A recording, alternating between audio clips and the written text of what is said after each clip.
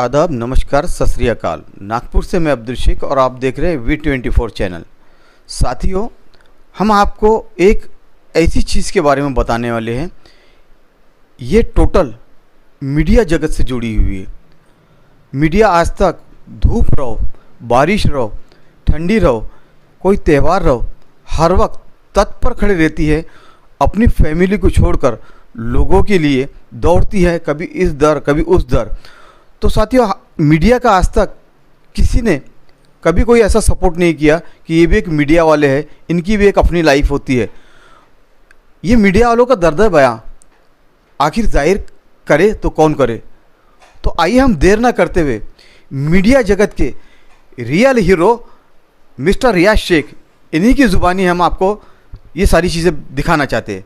Sir, V24 channel में आपका बहुत बहुत स्वागत है। सर, बहुत बहुत धन्यवाद, शुक्रिया आपका अब्दुल भाई। और V24 न्यूज़ चैनल जो आप देख रहे हैं, मुझे देख रहे हैं स्क्रीन पर, मैं आप सबका बहुत बहुत धन्यवाद, शुक्रिया आपका कि आप मुझे देख रहे हैं V24 पे। आगे भी देखें। तो अब्दुल भाई, आपने बड़ा अच्छा प्रश्न किया, आपने बहुत अच्छा सवाल किया कि हम मीडिया वाले सबका दर्द बयां करते हैं, सारी चीज़ें हम लाते हैं, राजनीतिक हो, शासन प्रशासन की सारी न्यूज़ों को लाते हैं, लेकिन कभी किसी ने पत्रकार का दर्द समझा है? नहीं समझा। क्यों नहीं समझा? अब तक मीडिया खामोश थी, अब मीडिया खामोश नहीं रहेंगी, वो भी अपनी हक की लड़ाई लड़ेंगे। सारे राजनीतिक पार्टियां अपनी हक की लड़ाई लड़ते हैं, एक किसान भी अपनी हक की लड़ाई लड़ता है। जिस डिपार्टमेंट में अगर वो है, जिस कंपनी में अगर जो शख्स है वो अपने ऊपर होने वाले अन्याय के खिलाफ खड़े हो जाता है, लेकिन हम पत्रकार एक जगह क्यों नहीं खड़े होते हैं? हमें भी तो इंसाफ चाहिए। क्या हमारे घर में परिवार नहीं है? क्या हमें खर्चे नहीं होते? क्या हमें नेट नहीं लगते हैं? तो हम ये पुलिस प्रशासन न्याय और व्यवस्था, जब देश का हमें चौथा स्तंभ बताया गया, तो 3 स्तंभ जो है पुलिस न्याय और व्यवस्था, ये तीनों भी अपनी अपनी पेमेंट लेते हैं, अपनी अपनी पगार लेते हैं, इनको मिलता है सरकारी की तरफ से। लेकिन मैं V24 के दर्शकों से और पूरे भारत देश के नागरिकों से पूछना चाहता हूं कि पत्रकारों को क्या मिलता है, क्या दिया जाता है? हमें ऐड के नाम पर आप बदनाम कर देते हैं कि ऐड मिलती है। कितनी ऐड मिलती है सोशल मीडिया में, आप बताइए। क्या उनको खर्चे नहीं है? हम लोगों को खर्चे नहीं है? हम लोगों को भी खर्चे हैं। हमारा दर्द, हमारा बयान इन पत्रकारों का, मेरे अकेले का नहीं, पूरे भारत के पत्रकारों की बात कर रहा हूँ। और अब हम एक नहीं हुए, एक हाथ में हाथ मिला के नहीं चले, तो हमें ऐसे ही राजनीतिक लोग, शासन प्रशासन के लोग सिर्फ और सिर्फ यूज़ करेंगे, और अभी भी करते आ रहे हैं। लेकिन हम कैमरे के पीछे रहते हैं, हमें कौन हीरो बनाएगा? हमारे दर्द को कौन समझेगा? कौन हमारी प्रॉब्लम्स को, हमारी मुसीबतों को? क्योंकि हमारे घर भी परिवार में लोग होते हैं। हमें भी, जो मेरे भाई पत्रकार जो देख रहे हैं, वो किराए से रहते हैं, रेंट पे रहते हैं।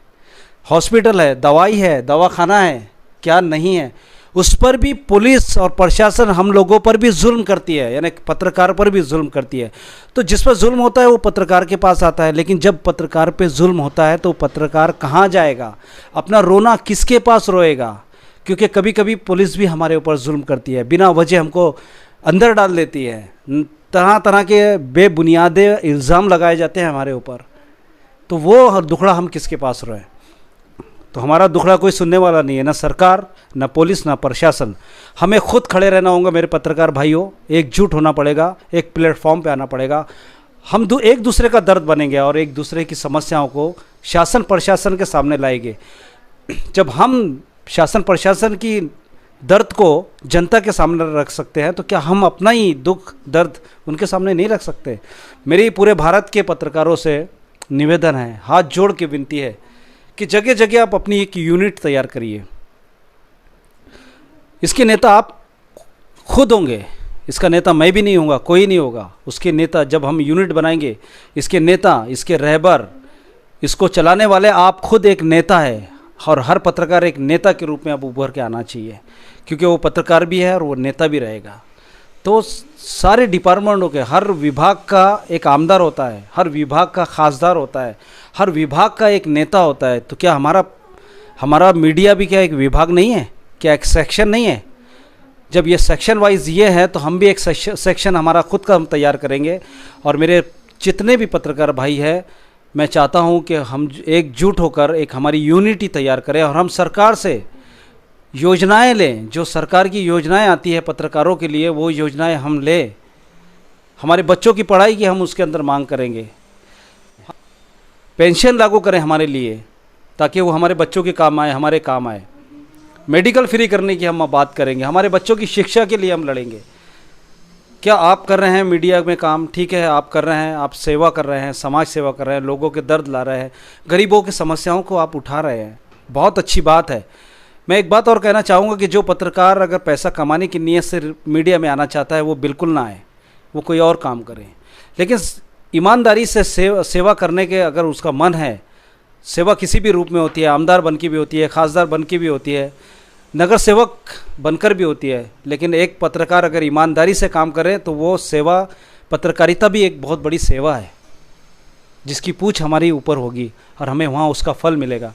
तो मैं वही कहना चाहूँगा कि आप जब ये सेवा कर रहे हैं, इतनी मेहनत कर रहे हैं, रात दिन भूखा प्यासा, पास का पेट्रोल डाल के आप न्यूज़ कवर कर रहे हैं, अच्छी चीज़ है, अच्छा लोगों को आप दिखा रहे हैं, परोस रहे हैं, आपके दर्शकों को आप परोस रहे हैं, तो मैं ये कहना चाहूँगा कि आप पत्रकारिता में आए लेकिन ईमानदारी से काम करें और अपना हक बिल्कुल ना छोड़े, ना भूले, क्योंकि सब चीज़ें हैं, हमारे साथ सब कुछ जुड़ा है।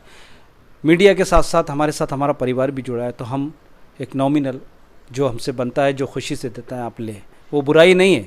हम किसी को ब्लैकमेलिंग करेंगे वो बुराई है। हम किसी को हरासमेंट करेंगे, किसी का दिल दुखा के पैसा लेंगे, वो बिल्कुल मैं भी नहीं कहूँगा, वो बुराई है, प्रोटोकॉल से बाहर है। ऐसे पत्रकारों पर कार्रवाई भी होना ज़रूरी है।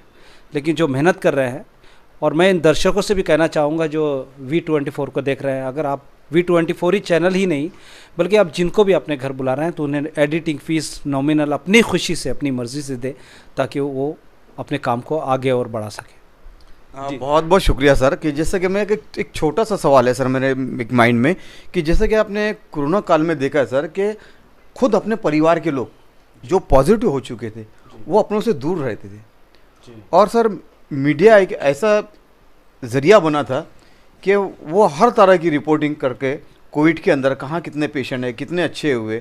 तो सर ये मीडिया की जो रिपोर्टर है, ये कोविड वार्ड में भी अपने जान पे खेलकर सर अपने परिवार को छोड़कर वहाँ पर रिपोर्टिंग करते थे।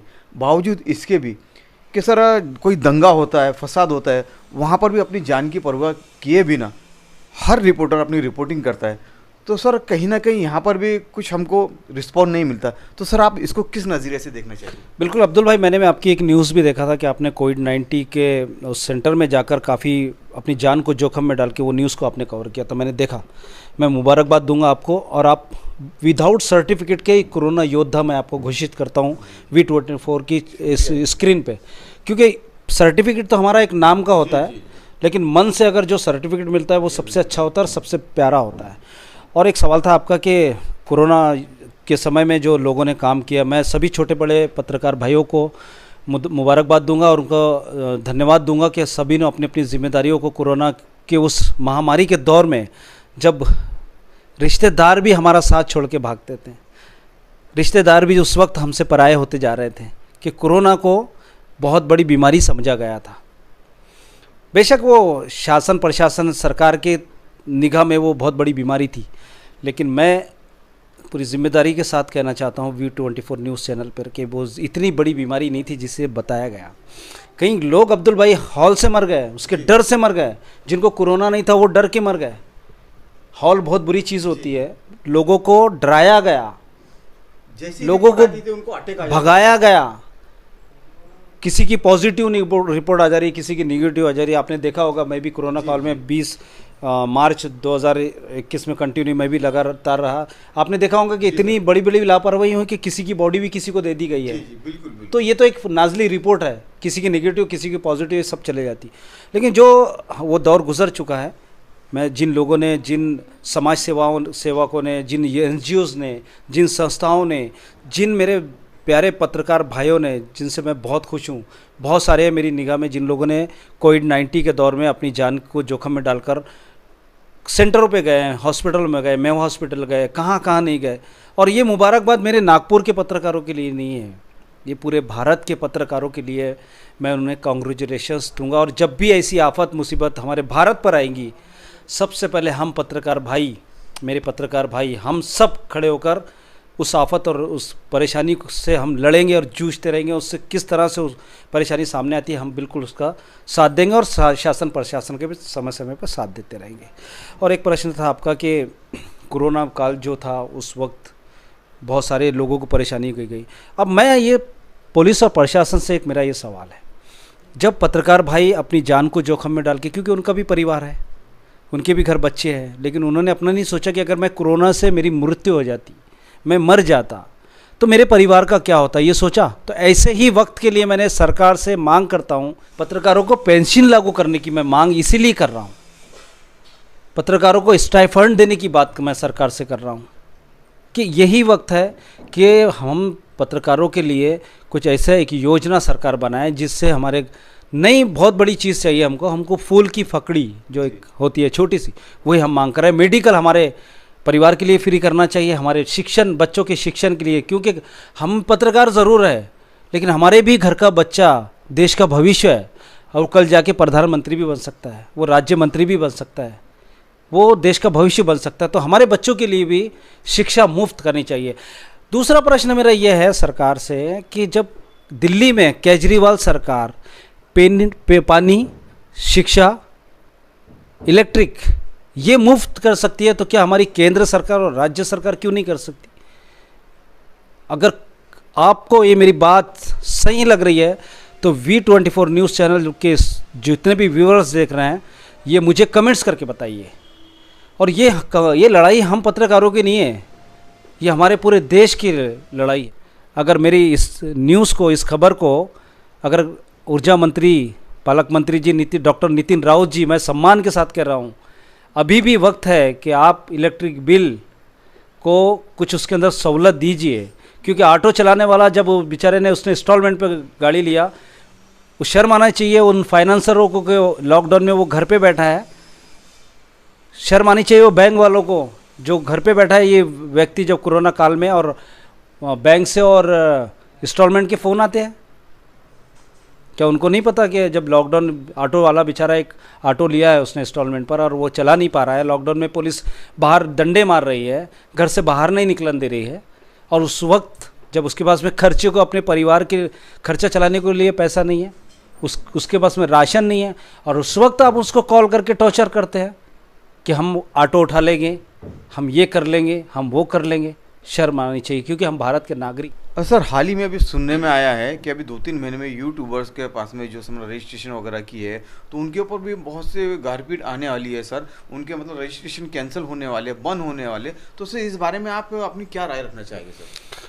देखिए अब्दुल भाई, कोई प्रोसेस होती है, लीगल प्रोसेस होती है, तो उसमें कुछ प्रोसेस होती है वो हमें करना पड़ता है। जैसे कि उद्योग आधार कार्ड से लिंक करना पड़ता है, क्योंकि उद्योग आधार और हमारा जो आधार होता है वो लिंक हो जाता है, हमारा एड्रेस, सारी चीज़ें उसके अंदर आ जाती है।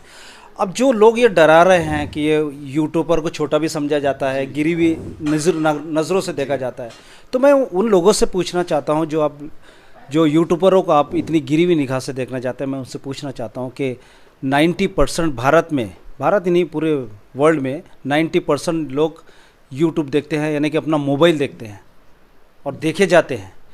आज मीडिया ज़िंदा है ना, तो वह सोशल मीडिया से मीडिया ज़िंदा है। आसिफा को इंसाफ किसने दिलाया? निर्भया कांड को इंसाफ किसने दिलाया?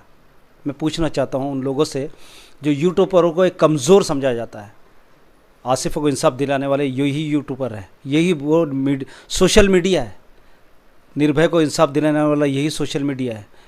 वरना आपको तो पता है कि जो बड़े बड़े चैनल है वो किस तरह से खा के, बैठ के, दबा के, और किसकी रात दिन वो गाते हैं, ये आप अच्छी तरह से जानते हैं।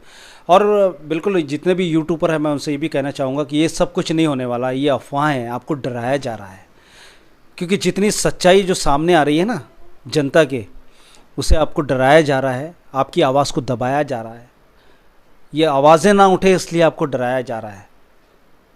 तो बिल्कुल इन अफवाहों में ना रहे। आपका यूट्यूब चैनल जो है वो बिल्कुल शुरू रहेगा, चालू रहेगा, उस पर कुछ होने वाला नहीं है। लेकिन जो लीगल प्रोसेस है वो हमको पूरी करना होता है और वो आपको करना है, आप करिएगा। तो बिल्कुल घबराने की ज़रूरत नहीं है, बिल्कुल आप अपने काम को अंजाम देते रहिए, ईमानदारी से काम करिए, बस इतना ही कहना चाहूँगा। तो बहुत बहुत शुक्रिया आपका अब्दुल भाई, मेरे यहाँ आए तक, मेरे घर आए आप और मेरा इंटरव्यू किया। और मैं आपसे एक और रिक्वेस्ट करना चाहूँगा कि जो आप V24 न्यूज़ चैनल देख रहे हैं इसको लाइक, शेयर और सब्सक्राइब ज़रूर करें।